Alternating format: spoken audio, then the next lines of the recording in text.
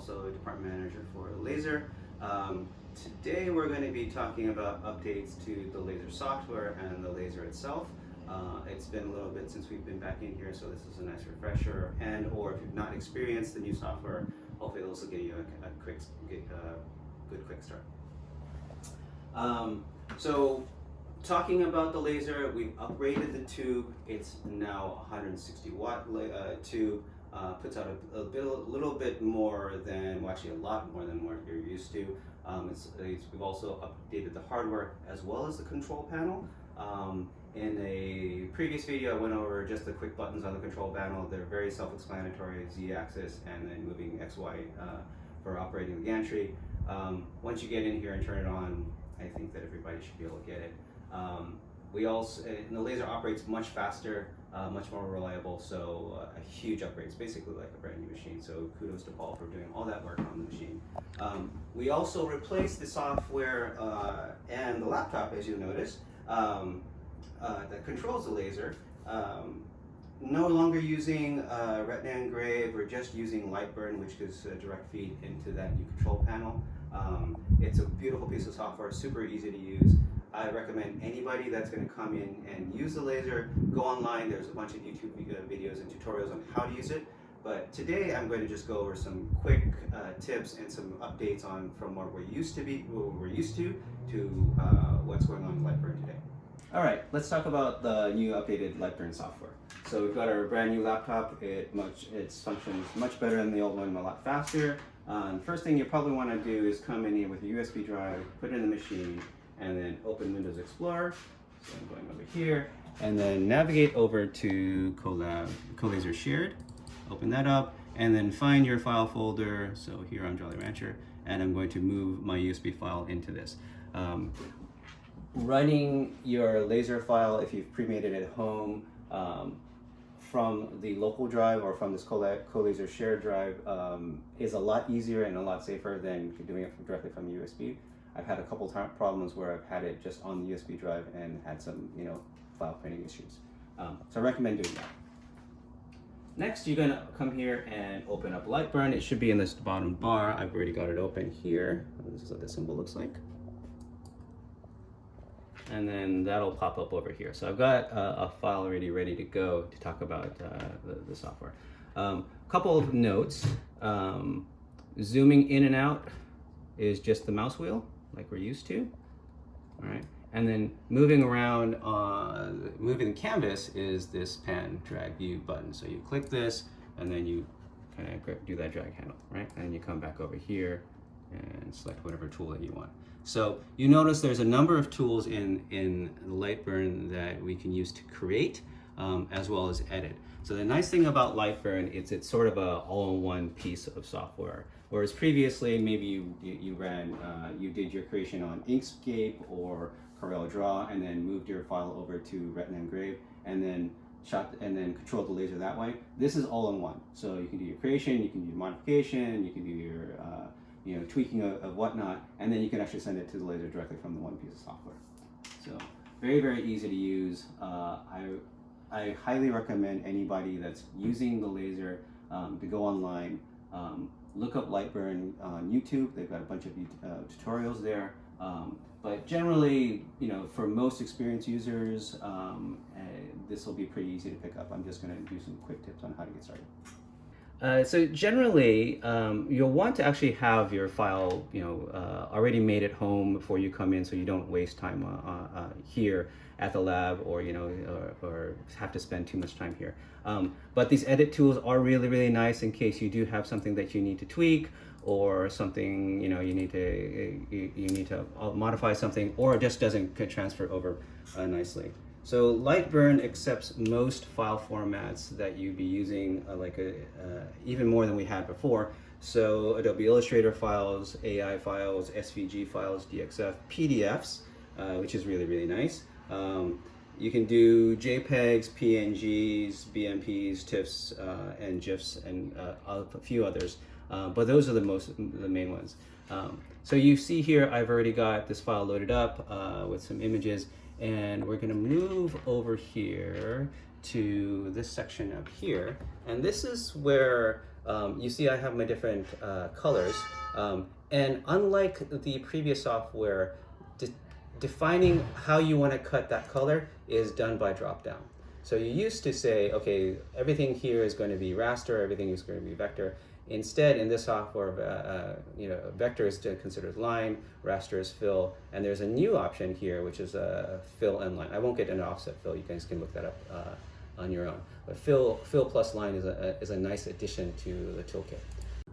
All right, so for each of the colored lines that you're going to cut, or if it's a raster, the image that you're going to want to burn, again, we've got this drop down here for line fill and fill line. So line, again, is for vector, fill is for raster, and fill and line, as you could guess, is a combination of both.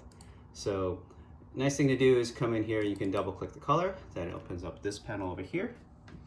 And you've got all your fun settings. So first things to make sure and to check is that output box is checked if you actually want to cut this color right here.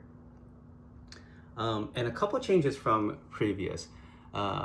You'll notice that speed is denoted here in millimeters per second. This is literally how fast the gantry is going to move. The laser head is going to move across the material.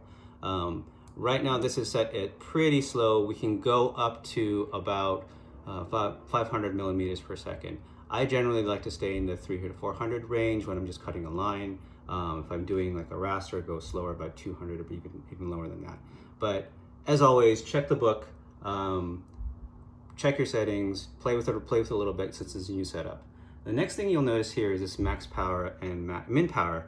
The laser and the controller does this really cool thing where it ramps up power, that's what your minimum power is, starting at 95 as you see here, and then the max power is 100%.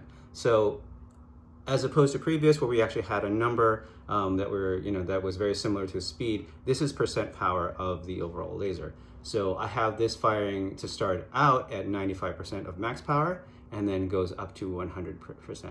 The reason we do that, or reason it has that, is if you're turning a corner and the laser goes over the same spot, you don't want to have 100 on the same spot. It also makes for a lot of versatility on what you can do with the laser. So play with that. Generally, if you're doing simple pieces or simple cuts, you can make these two the same and then start out there and then kind of play with it.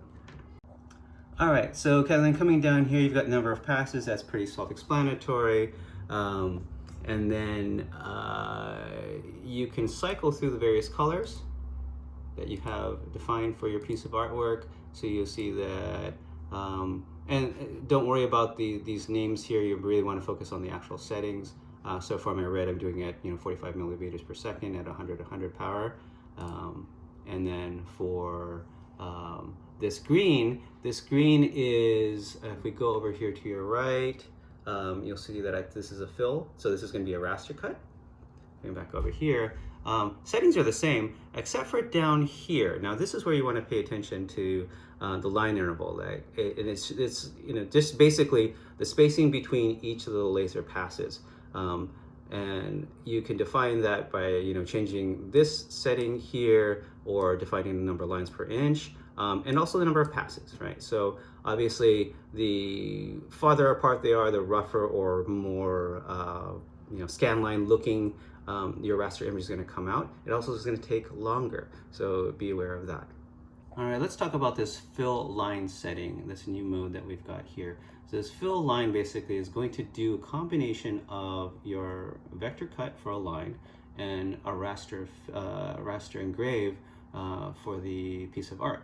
So that's really cool if you've got like a big circle and you wanted to kind of emphasize the circle that you're cutting, that you're doing the raster for, with a line shadow around the outside. It makes kind of doing images that you want pop off of the piece really nice, so you don't have to do two different line sets. Coming back down here on the control panel on your right hand side of the software, we've got our controls for the laser. So once you've got all your settings up top, kind of dialed in, and you've got your power set up for everything, and also do pay attention to these checkboxes up here to make sure that your output is checked off. So if you don't want to cut the blue line, we can take that off. If you don't want to show it, you can take it off of the piece. But always make sure that the area is checked off here, right? Regardless if you're doing the output or not. So coming back down here, this is where we actually control the laser. So this is, you know, our start. This actually sends it over to the laser directly. So it's going to do a direct print or a direct cut. This button actually sends the file to the control panel. So the control panel has the ability to do cuts directly from itself without even having the computer. This is something that's useful if you just you have something you're going to repeat. You just want to be on the control panel. I generally stay over here and just do it the old-fashioned way, which hitting this button. Obviously, start and pause, pretty self-explanatory. The frame buttons here are for jogging around your piece. So if you want to see if the entire piece, the entire surface area of the piece is within your material, this is the old jog button. This actually does a little bit of a tighter jog, really around the actual piece itself. Generally, I would use this, frame just to check to make sure that your piece, your art piece, is sized right for the material that you're using. A thing that's new for this piece of software is this Cut Selected Graphics toggle that's here. So this allows me to go over here and on my piece, grab this, and the thing that I've selected with that toggle on, basically the laser's only going to cut this one image, not both. And so that's really, really cool if you're just doing multiple pieces, or if you're just trying to do, kind of layered items, or gosh, I need to recut this one, but I don't want to move the entire material board, and you've got it in place. Obviously, if you want to do the entire piece of artwork, you can unselect that, and it'll do the entire thing.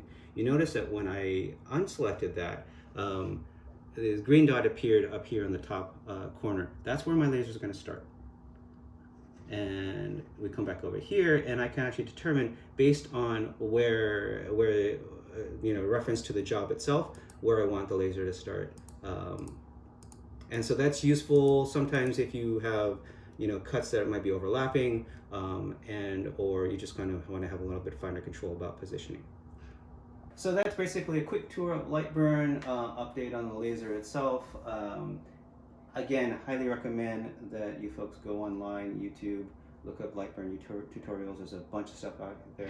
There's way more that this piece of software can do, and offers a lot more versatility than we've had before. And I've covered just the basics just to get you started.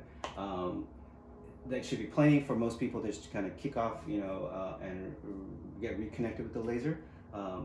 If you have any questions, feel free to reach out to me. I'm Jolly Rancher at sdcolab.org. Or just contact us through the normal channels. Have fun and create some great art.